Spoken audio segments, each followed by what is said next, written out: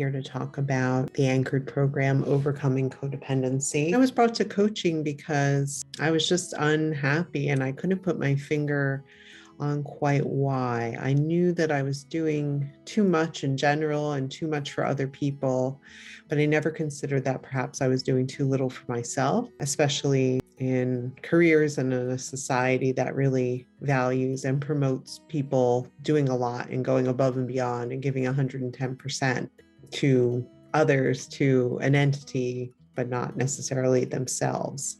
I think my life has changed in the sense that I consider situations now instead of react.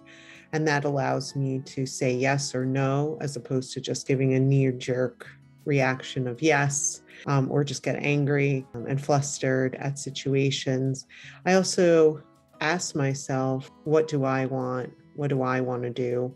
Which, although a simple question or a simple series of questions, is something that I never really considered before. It was never presented to me in that way. And when I first started the program, I really started learning about what codependency, people pleasing, and perfectionism really was. I had heard the terms, and I knew and learned that codependency was really impacting my relationships, most of all, relationships in all areas of my life.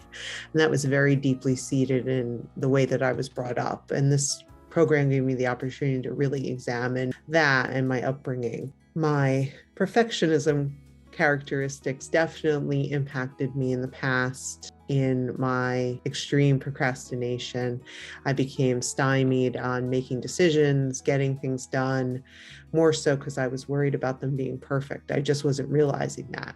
And when I first started, I'm laughing because I was like, oh, people pleasing, I don't do that. I'll just observe that part. And naturally, it turned out that I have almost all of those people pleasing characteristics. And again, that really derived from my upbringing and my childhood. And really examining those in a specific context of my upbringing really helped. The tools were incredible. Some of the most powerful for me included somatic work, really getting in touch with my body. I think maybe a lot of people, but I reside a lot in my head. So getting myself in my body really was a powerful thing to understand more clearly what I did and didn't want to do, who I do and don't want to be. Also, the breath work for similar reasons. That was a type of experience I had never experienced before, but once I opened myself up to it, it really revealed a lot to me in a lot different way that I was used to. The weekly coaching was great because you were able to get support from your fellow members of your group, as well as one-on-one time with Vic, where she was giving you feedback and really coaching you through. Doing the thought work protocol regularly, both during weekly coaching, daily in your own writing, and on our Slack channel very much helped me as well, where I could work through things big and small as they occurred, as I got comfortable as well. And for me, the community was one of the fantastic aspects of this.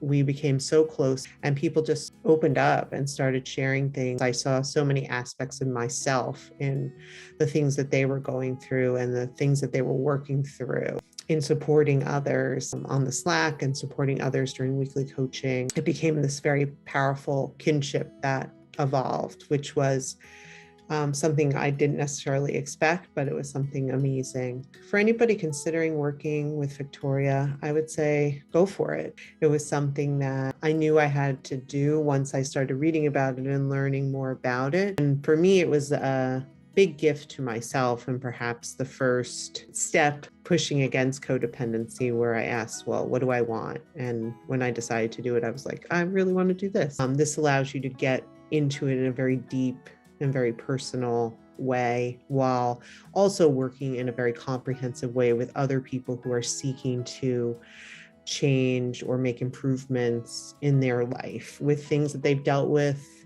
for years.